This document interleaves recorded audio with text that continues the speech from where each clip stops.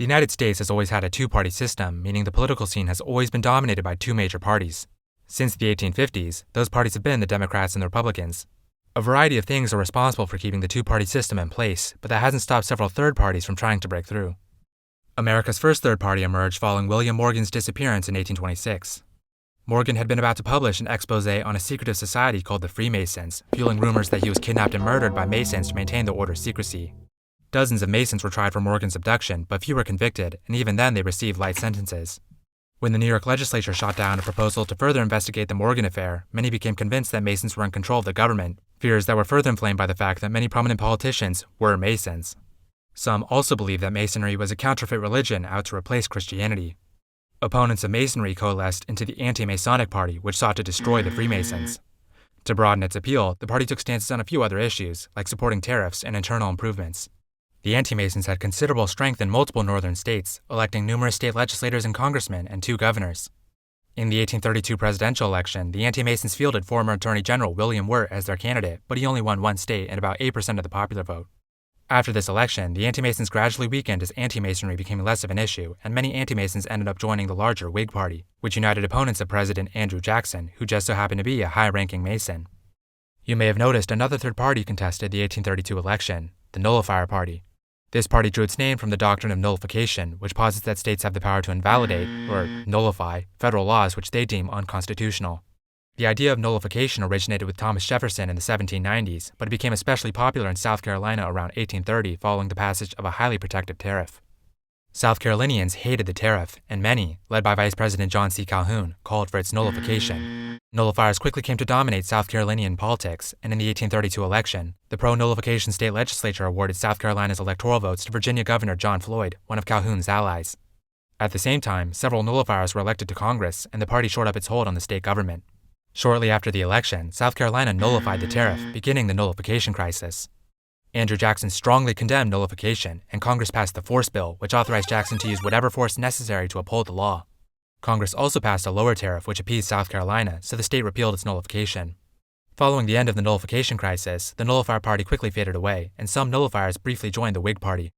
Upon winning the Mexican-American War, the U.S. acquired a ton of new land, sparking a debate around whether slavery should be allowed in the new territories.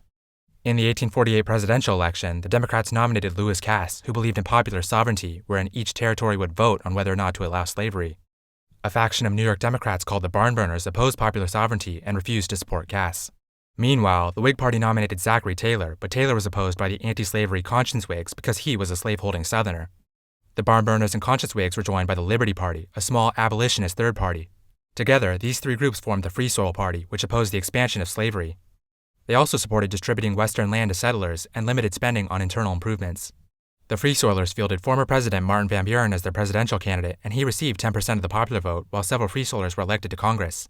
However, the party was weakened by the Compromise of 1850, which temporarily settled the slavery debate, causing many of the Barn Burners and Conscience Whigs to return to their respective parties. The Free Soil Party nominated New Hampshire Senator John P. Hale for the 1852 presidential election, but Hale received just under 5% of the vote, and the party was dissolved a couple years later. Around the same time, immigration to the U.S. was rapidly ramping up, sparking a rabidly nativist and xenophobic backlash across the country. Several nativists founded a secret society called the Order of the Star-Spangled Banner, which grew into a major political force, the American Party. Because members of the order had said they knew nothing about the society when asked, they were often called Know-Nothings. The Know-Nothings were very anti-immigration, and as many immigrants were Catholic, they were anti-Catholic as well, accusing Catholics of conspiring to undermine the U.S. and destroy Protestantism. Interestingly, the northern wing of the party supported many social reforms, like abolishing slavery, protecting workers, and restricting alcohol. Their party enjoyed rapid success thanks to the collapse of the Whig Party, electing several governors, state legislators, senators, and representatives. Following the 1854 midterms, the party gained over 50 House seats and joined an anti-Democrat coalition. In the 1856 presidential election, they nominated former President Millard Fillmore, who achieved over 20% of the popular vote, but only one state. After this election, the Know-Nothings began to split over the same issue that doomed the Whigs: slavery.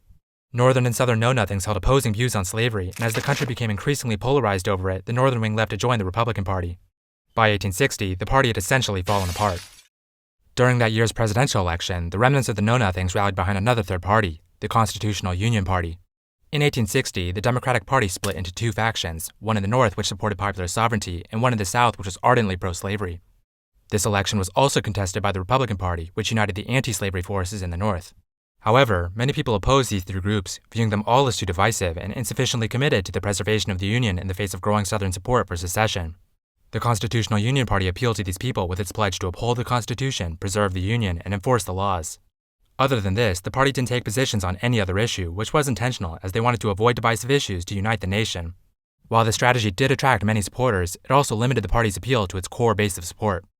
The Constitutional Unionists nominated Senator John Bell for president, who won just under 13% of the vote in 3 states. Although this was the only election contested by the Constitutional Unionists, many politicians continued to identify as Unionists during the Civil War, rather than as Democrats or Republicans. Ironically, John Bell was not one of these politicians, as when his home state of Tennessee seceded, he sided with it. Following the Union's victory in the Civil War, the Republican Party oversaw the Reconstruction of the South. President Ulysses Grant led Reconstruction efforts after being elected in 1868, but throughout his first term, opposition to his policies grew from within his own party. These Republicans believed Reconstruction was too harsh and that it had already run its course. They also criticized the corruption in the Grant administration, the high tariffs under Grant, and Grant's proposed annexation of the Dominican Republic. The anti-Grant Republicans defected and formed a new party, the Liberal Republican Party, to advance their goals, ending Reconstruction, reforming the civil service to reduce corruption, and lowering tariff rates. When Grant ran for re-election in 1872, the Liberal Republicans nominated newspaper publisher Horace Greeley to run against him. To unify the opposition and prevent splitting the anti-Grant vote, the Democrats chose not to field their own candidate and instead endorsed Greeley. However, Greeley's long history of controversial statements in his newspaper turned off many Democrats, and Grant was still pretty popular with the public. Although Greeley won a few states, Grant won in a landslide, but before the electoral votes could officially be cast, Greeley died, so all of his electoral votes were given to various other anti-Grant politicians. After this defeat, the Liberal Republican Party collapsed, and some members returned to the Republicans, while others made the jump over to the Democrats. 2 decades later, in the 1890s, an agrarian organization called the Farmers Alliance led a movement to establish a new third party. They were joined by a few other left-wing pro-farmer and pro-worker organizations like the Knights of Labor, a federation of labor unions, and the remnants of the Greenback Party, a small third party which supported inflating the money supply to help farmers. Together, these groups formed the People's Party, or just the Populists. The Populists advocated many policies designed to help farmers, like increasing the money supply with paper currency and silver coins to help farmers pay their debts. They also called for regulating railroad companies, a progressive income tax, direct election of senators, and government ownership of telegraph and telephone lines. In the 1892 presidential election, the Populists rallied behind Congressman James B. Weaver, who previously ran for president with the Greenbackers. Weaver notched wins across the western states and obtained just under 9% of the vote, while populist candidates also won several governorships and seats in Congress. In the 1896 presidential election, the Populists endorsed the Democratic candidate, Congressman William Jennings Bryan, who shared many of the Populists' goals. However, after Bryan's defeat, the Populists began to decline as many of their policies and members were absorbed into the Democratic Party. Although they did continue contesting elections for a while, the party was completely dead by 1908. One key supporter of the Populists was labor organizer Eugene V. Debs, who'd go on to help found the Socialist Party of America. Debs was the Socialist Party's presidential nominee several times, but his most notable campaigns were in 1912 and 1920. In 1912, he led the party to its best ever showing when he received 900,000 votes, which was over 6% of the popular vote. He received 900,000 votes again in 1920, but that was only about 3% of the vote that time around because voter turnout was just so much higher. However, Debs' 1920 campaign is also notable because he ran for president from prison, as he'd been jailed for his vocal opposition to America's involvement in World War I. During the Socialist Party's heyday, dozens of socialist mayors and state legislators were elected, and they even had 2 representatives in Congress. After World War I, the party lost a ton of support due to the anti-socialist fervor brought on by the First Red Scare, and the party's death spiral was only worsened when it split in two between the supporters and opponents of the Bolshevik Revolution in Russia. As the party declined, its supporters joined other leftist organizations, and some ended up backing the Democratic Party. After decades of irrelevance, the Socialist Party finally dissolved in 1972, but 2 organizations descended from it operate to this day. That green-colored party you saw in the 1912 election was the Progressive Party, led by former President Theodore Roosevelt. Originally, Roosevelt ran against the incumbent president William Howard Taft for the Republican nomination, but he lost, so he and his followers formed the Progressive Party, which of course nominated Roosevelt. Because Roosevelt had said he felt as strong as a bull moose after his loss to Taft, his new party was often called the Bull Moose Party. Roosevelt's policy platform, which he called the New Nationalism, proposed many policies to help workers, fight corruption, and reduce the power of corporations. He also called for several government programs, like social insurance and a national healthcare system. Furthermore, Roosevelt championed women's suffrage and many elements of direct democracy, such as allowing the public to vote to overturn Supreme Court decisions. Ultimately, Roosevelt lost the election, but he still won 27% of the vote and several states, the best ever showing for a third-party presidential candidate. 27% also put him in second place, beating out the Republican Party, though the split between the Progressives and Republicans allowed the Democrats to eke out a win. In the 1916 election, the Progressives tried to nominate Roosevelt again, but this time he declined in order to reunify the Republican Party, and without the Bull Moose Party soon collapsed. A second incarnation of the Progressive Party was formed to assist Senator Robert LaFollette's third party run for president in 1924. LaFollette was a Republican, but after both the Republicans and Democrats nominated conservative candidates, LaFollette emerged as the leader of the progressive movement. A coalition of left-wing organizations soon rallied behind LaFollette, including the Socialist Party of America. This version of the Progressive Party still supported many pro-worker and anti-corruption measures, but it also had a heavy agrarian focus with many policies aimed at aiding farmers. LaFollette's progressives hated monopolies and wanted to weaken corporate power in several ways, such as through public ownership of the railroad industry. They also favored an amendment to establish the initiative and referendum at the federal level, and they wanted to reform the judiciary by A. allowing voters to elect federal judges, and B. allowing Congress to override court decisions which struck down laws. Throughout the 1924 campaign, the progressives were attacked by the Republicans for their supposed radicalism, and the strong economy took a lot of wind out of the progressive sails, as many voters were content with the status quo. This, coupled with incohesion between the various pro-LaFollette groups, led to a landslide loss to incumbent President Calvin Coolidge. LaFollette carried only his home state of Wisconsin, though he did secure a bit under 17% of the vote. A third incarnation of the Progressive Party was led by Henry Wallace, who served as vice president during President Franklin Roosevelt's third term. Wallace got replaced with Harry Truman for FDR's fourth term, so when Roosevelt died just a few months in, it was Truman who ascended to the presidency. Wallace grew to dislike Truman, viewing him as insufficiently progressive in his domestic policy and overly belligerent in his foreign policy. Many Democrats agreed with Wallace, so when Truman received the Democratic nomination in the 1948 election, they defected to Wallace's third-party campaign. The Progressive Party championed many proposals which would expand on FDR's policies, such as sweeping legislation to protect workers and farmers and further regulations on industry. Wallace was also a staunch supporter of civil rights, and the party advocated ending segregation. However, Wallace's foreign policy views were a bit controversial, as he wanted to negotiate a peaceful settlement with the Soviet Union. Given that the Cold War had just started, most Americans were a bit put off by this. Wallace was repeatedly attacked for his alleged communist sympathies, and these attacks only became more intense when he was endorsed by the Communist Party USA. His support gradually declined throughout the campaign, and many of his supporters returned to Truman, leading Wallace to get only a little over 2% of the vote. But the Progressives weren't the only ones to defect from the Democratic Party in 1948. Southern Democrats, or Dixiecrats, were outraged at the Democratic Party's support for civil rights, so they bolted and formed a new party, which they creatively named the States' Rights Democratic Party. The Dixiecrats staunchly supported segregation and opposed all federal efforts to protect African Americans' civil rights, which they denounced as totalitarian. For president, they nominated South Carolina Governor Strom Thurmond, who went on to carry 4 states in the Deep South and narrowly beat out Henry Wallace for third place in the popular vote. Thurmond's campaign was hindered by the fact that its base of support came exclusively from the South, which made it impossible for him to win the election outright. The Dixiecrats realized this, which was why their main goal was to win enough electoral votes to deny any candidate a majority, thus deadlocking the election and forcing the House of Representatives to choose the winner. Their hope was that this would allow them to extract concessions out of the Democrats or Republicans in exchange for Southern support in the House. However, Thurmond failed to win enough electoral votes, so Truman, in spite of his party's divisions, still won a majority. After the election, the Dixiecrats rejoined the Democrats, but the whole ordeal showed that the South, which had solidly supported the Democratic Party since Reconstruction, was beginning to split off. As the Democratic Party became increasingly supportive of civil rights over the next 2 decades, the South became increasingly alienated. During the 1968 presidential campaign, the Dixiecrats once again defected to form a third party, which they called the American Independent Party. Their presidential candidate was Alabama Governor George Wallace, who vocally opposed all attempts at desegregation.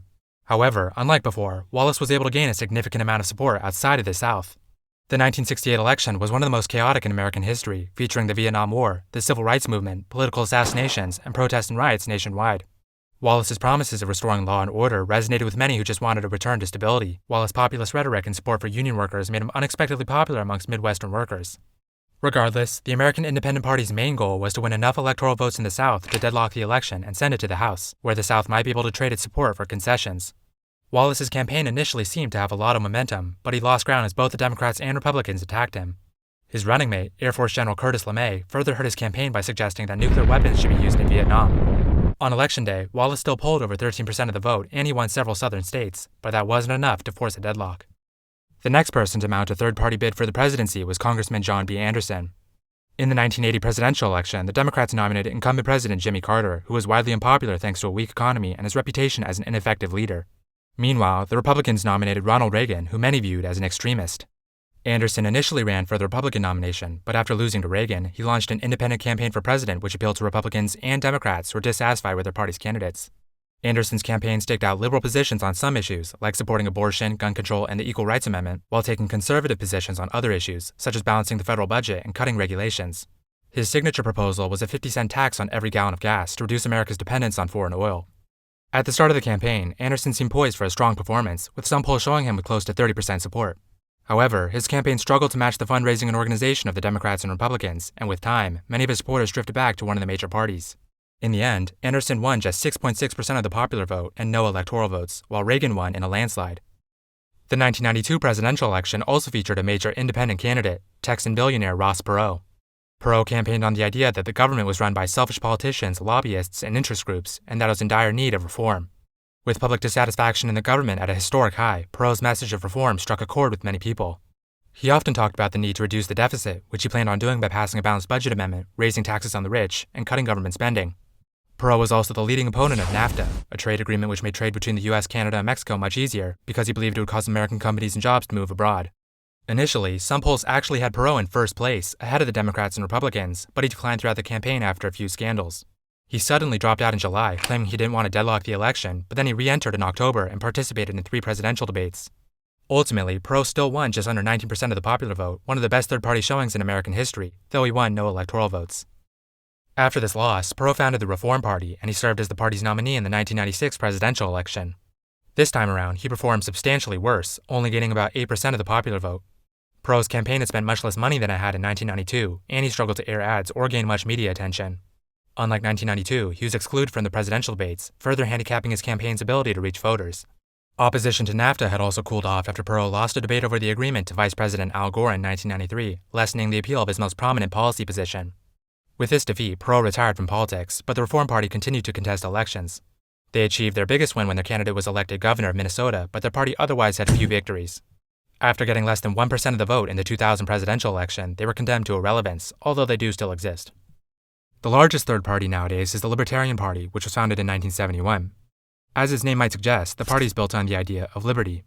Libertarians believe in a limited role for the government and that protecting individual rights should be its main goal, so they oppose restrictions on personal freedoms and are against government involvement in people's lives. They're also against government involvement in the economy and are very supportive of the free market.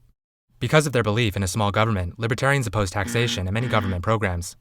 A handful of libertarians have held minor elected positions, and a few years ago they had a member in the House. At the presidential level, the Libertarians have only ever received one electoral vote, which was from a faithless elector in 1972, while their best ever showing in the popular vote was in 2016, when New Mexico Governor Gary Johnson received 3% of the vote. There's also the Green Party, which can trace its roots back to 1984. The Green in the Green Party's name refers to green politics, which is an ideology centered around environmentalism, social justice, peace, and grassroots democracy. Green Party candidates have contested elections for decades, but they've been even less successful than the Libertarians. Even so, the Green Party has come under heavy criticism for spoiling elections by taking votes away from the Democratic Party, thus allowing Republicans to win. In the 2000 presidential election, Al Gore lost to George W. Bush by an unbelievably narrow margin, and many angry Gore supporters claimed Green Party candidate Ralph Nader had cost Gore the election. A similar thing happened in 2016, when Green Party candidate Jill Stein was accused of taking enough votes away from Hillary Clinton to allow Donald Trump to win. Currently, environmental lawyer Robert F. Kennedy Jr. is running an independent campaign for president in the 2024 election, after first trying to win the Democratic nomination. Kennedy's campaign is centered around breaking up the political status quo, which he believes has been bought out by corporations at the expense of ordinary people. He's also campaigned on cracking down on illegal immigration and reducing America's involvement in global affairs, and he's gained a reputation as an environmentalist. However, his candidacy has been hindered by scandals and his belief in several conspiracy theories. Kennedy's harsh criticism of the two-party system and his mixture of left and right-wing political views have helped him gain traction among voters disillusioned by both the major party candidates. Currently, polling seems to have Kennedy getting like 10-ish% of the vote, but third-party candidates often decline as election day approaches because voters usually don't want to waste their votes on a candidate who almost certainly won't win. That fear of wasting a vote is a byproduct of first-past-the-post voting, wherein the party that gets the largest number of votes wins, even if they don't get a majority of the votes. This means the only thing that matters is for one side to get more votes than its opposition. If some voters instead choose to vote for a third party, the opposition might win, while the third party will get nothing. Because third parties can't win anything on their own and might spoil the election just by running, they basically have to work within one of the major parties. There are other reasons for the two-party system, such as the major parties being better organized with established fundraising networks, their pre-existing bases of loyal partisans, and the fact that they never have much difficulty getting on the ballot, all things third parties lack. For third parties to ever break through, there probably needs to be substantial changes in all of these areas to make it easier for new parties to enter and compete. Anyhow, from the Anti-Masons to RFK Jr., that is the history of third parties.